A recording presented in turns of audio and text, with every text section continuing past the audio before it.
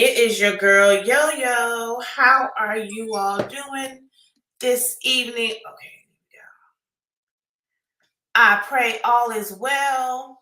Hello, Insta. Hello, YouTube, Facebook. I'm just all over the place. How are you all doing tonight? I pray all is well. It is Thursday, June 8th, 2023. I'm sorry, y'all. I may look a little rough. Had a rough day. Allergies kicking my butt. But we are here. We are here. We are here. And first, before we get the show started, let me go over some little administrative things. You can see me on YouTube at Let's Grow with Yo Yo, or just click in Yo Yo and it'll come up. Go ahead and like and subscribe. You can reach me on IG at Yo Yo 7393001. And on Facebook, you can see me on there under Let's Grow with Yo Yo. Go ahead, like, subscribe, share. This is for everybody. Anywho, I wanted to come on here tonight and talk to you all. Before I get started, I want to show y'all something.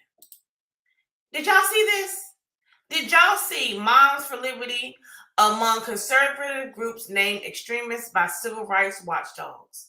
That's just one of numerous articles that I found about this. And I don't know about you, I'm a little ecstatic. I'm a little happy because they needed to be on somebody's watch list. They are the reason why a lot of books, good books, are being banned in schools. The whole thing with the transgender youth, everything. So I am happy that they are among the extremist groups. Yes, that's a plus for us, I guess you can say, but it's something that needed to be done. They are taking us way back, and I'm glad they were put on there. Now, y'all know I gotta do a did you know in Black history. Let me put my glasses on. Did you know in Black history, Huey Newton, born February 1942 in Oakland, California. He attended Merritt College. This is where he met Bobby Seale. They worked together to diversify schools' curriculums. Later, Newton and Seale created the Black Panther Party. You know, power to the people. They created the party to advocate for better living conditions for African Americans. They also, the party, as a collective, patrolled neighborhoods, monitored polices in the community to protect the citizens. And in 1980, Newton received his PhD in philosophy at the University of Santa Cruz. That is your Did You Know in Black history. Y'all, even though they try to say that the Black Panthers were extremist group, but they protected us, like African American people, not just us, but all people seem like, but they really protected African American people. And I kind of wish they were still around. Maybe some of this stuff wouldn't be going on as it is now. So anyway, here we go. I am going to talk about something that I know that somehow we forgot about, the branches of government, what they do, how they are supposed to legislate, and all this other stuff. The reason being is because I have seen a lot of people on TikTok, Facebook, Instagram talking about President Biden should just go ahead and veto. President Biden has the authority to do this, this, and the other. When actuality, after I read you, you'll see where it is. Y'all know there's 3 branches of government, right? You have the legislative branch, which is Congress. That consists of the Senate and the House of Representatives. Their roles is to draft proposing laws, confirming or rejecting the presidential nominations for heads of federal agencies, federal judges, and the Supreme Court. They are the only ones that have the authority to declare war. So that war that Bush had us in 2003, he had to get approval from Congress in order to declare war. Okay? The second branch is the executive branch. That's the president, who is the head of the state, leader of the government, commander in chief. Then is the vice president, who supports the president, presides over the Senate, and breaks ties in the Senate. And then you have the cabinet. The cabinet serves as advisors to the president, nominated by the president, but must be approved through the Senate. So let me backtrack. In Donald Trump's cabinet, he had majority of his family members in there, and Senate approved that. That was, to me, the biggest joke in the world. But it happens. Oh well, here we are. But that's how it goes. Then you have the judicial branch, which is the Supreme Court in all federal courts. They interpret the meaning of laws, applying laws to individual cases, and deciding the laws that violate the Constitution. Now, here we go with why won't President, Lord, wrong one. President Biden veto bills. He has vetoed some, right? But did you know that Article 1, Section 7 of the Constitution grants the president authority to veto legislation passed by Congress. But he only has 10 days per the Constitution, excluding Sunday. So that's Monday through Saturday, to act on legislation or let the legislation becomes law. So 10 days, y'all, he has in order to veto a bill. Now, there are two types of vetoes. A regular veto, what that is, it's not signed and sent back to Congress within 10 days. Congress can override the veto if it musters 2/3 votes from each house, even the Senate and House of Representatives, right? So let's say if the debt ceiling came over to President Biden's desk, because he said he would veto that, right? He had 10 days to veto that bill. And it wasn't something that he was going to do. He had 10 days to do it in. And if it was to send back to Congress, the House, because that's where the bill was coming from, and if they could get 2/3 vote, they could override his veto, and that would become law. Now, the second veto is a pocket veto. It cannot be overridden. Okay, the first one is a regular veto. It can be. The pocket veto cannot be overridden. The veto becomes effective when the president fails to sign a bill after Congress has adjourned and is unable to override the veto. That's from history.house.gov. So, meaning, let's say President Biden didn't want to sign the debt ceiling proposal, right? Let's say it passed the House and the Senate, and it was going to his bed. He could veto it. He can wait. He had 10 days to do it. And let's say the people, they left because they do go home, and he doesn't sign it. He turns it back over. It can't be overridden. So they can't override this veto. So it wouldn't be law. So that brings me to what we're talking about. Sorry, y'all. Right now is the debt ceiling. Now, I'm not sure, and I know a lot of people were talking about it a few weeks ago, but first of all, I wanted to get myself together before I talked about it and everything. But now, the proposed bill was, sorry, my dog. It would have displaced so many people. 800,000 kids would have been taken off removed from Head Start. Over 1 million elderly people would have lost their Meals on Wheels. Mothers who were getting SNAP and housing assistance would have lost their housing assistance under that bill.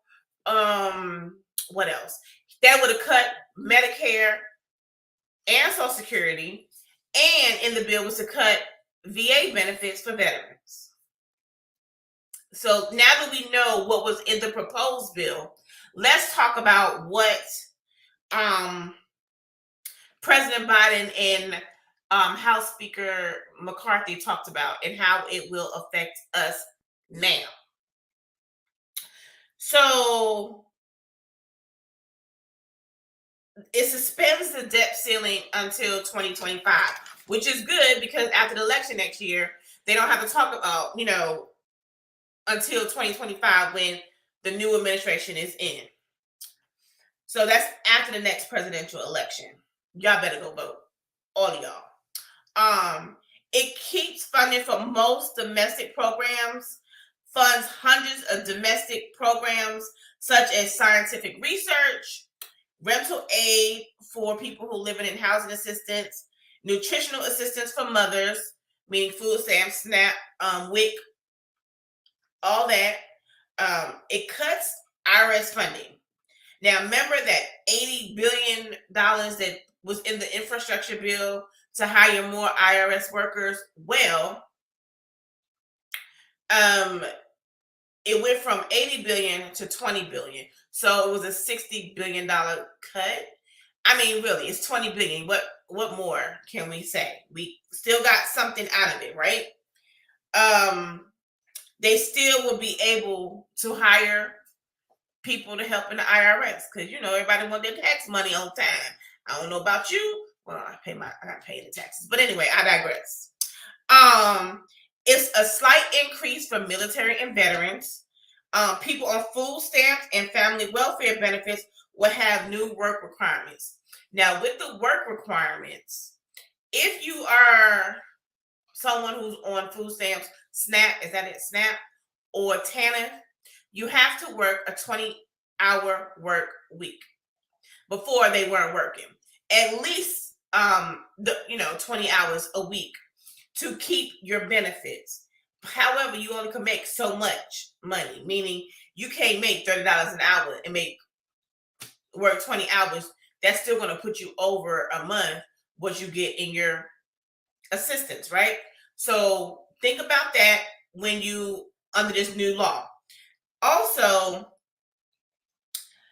the work thing was raised to 54 from 50. Example, if a 51-year-old woman receives food stamps and doesn't work 20 hours per week, she will have to do so under this new law, meaning that now she has to go out here and get a job. I am okay with that, because I felt like, look, like y'all asked my opinion, but I'm going to get to you anyway, okay? I feel like it's good for people to get out and work and not just rely on federal assistance. Now, don't get me wrong. There's people out there that have disabilities that cannot work. So that in that bill, it has to be a stipulation. They have to work with the their state on that, but they'll still be able to get assistance. Like somebody that's a quadriplegic who can't work, who has a caregiver, someone who's I hate to say this word, mentally retarded. I hate saying that word. They can't work to a certain degree, especially they don't comprehend certain stuff. They're not able to go in the workplace and make a living. So they still will be able to get their benefits, right, without any problems or anything like that. And I know one thing that you all would love to hear about, and that is the student debt payments will resume, even though it's before the Supreme Court. But in this new bill that he signed into law the other day,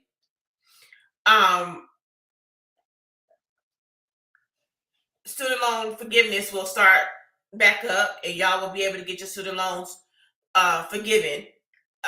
Even if the Supreme Court said it is not, it will be under this bill. They will be able to get your student loans forgiven. Now, this is another reason why I wanted to talk about this topic, because everybody said that Joe Biden is not going on, why he ain't getting our student loans forgiven. Do you know the president can say, I want this to be done, right? Congress has to write up the proposals, the bills, right? Or somebody, write it up. And if they feel like they feel the Republicans or Democrats, whoever feel like it's not constitutional, they can halt that and have it sent to the Supreme Court, as it was because the Republicans thought it was unconstitutional for him to even forgive student loan debt. And that's why it was before the Supreme Court. But with this new bill, your student loan forgiveness will start back up. That's what that I got this from the Washington Post and the New York Times. So just think about that next time when y'all saying, oh, he's not doing that, he's not doing nothing for us. Listen, the president, and I said even Trump, they are not the president for one group of people. However, Trump was the president for the rich, not for the low, and I had, again, my best friend and I always debate about this. Trump gave $250 million to HBCUs. Biden gave, was it $500 billion to HBCUs? And yes, they got their money. So let's think about that, right? He got a Black woman confirmed as a Supreme Court justice. That's what he stated he was going to do. He also stated that he would get student loan forgiveness done. And he tried. He tried his best to get it done. However, the Congress decided to say it was unconstitutional and put it before the Supreme Court. So just know that in this country, in this society, the president is a president for all people, not just one race, ethnic, or nationality. He's a president for everybody. Good evening, Renita. So when we're out here saying he's not doing anything, listen, even Trump did something good somewhere. And with the, as my best friend would say, criminal justice system, and he did, because I had to read up on it. It could be better. However, this is where we are. But just know that as the president goes forth, or anybody that's in office, not even if it's not Joe Biden, even if it's just Joe Splo or whomever that is, gets to become president, just know that it's not just, I want to do this, I want to do this, I want to do this, and I'm going to get it done. It has to go through the branches of office, the legislative branch, Congress, to approve whatever the president is going to be doing. So I just wanted you all to know that, because I see it all over social media about he's not doing nothing, when he actually has 350 bipartisan laws he wrote into law, bills that he wrote into law in the past 2.5 years he's been as president. So I think, to me, that's a good thing, right? Why are you weak, Renita? Tell me why you're weak. So again, just know the two different types of vetoes. There's a regular veto that Congress can override, and then there's a pocket veto that can't be override. But each one of those vetoes have to be done within 10 days, excluding Sundays, right? So whatever the president is going to do, he has to do it within 10 days, not on Sunday.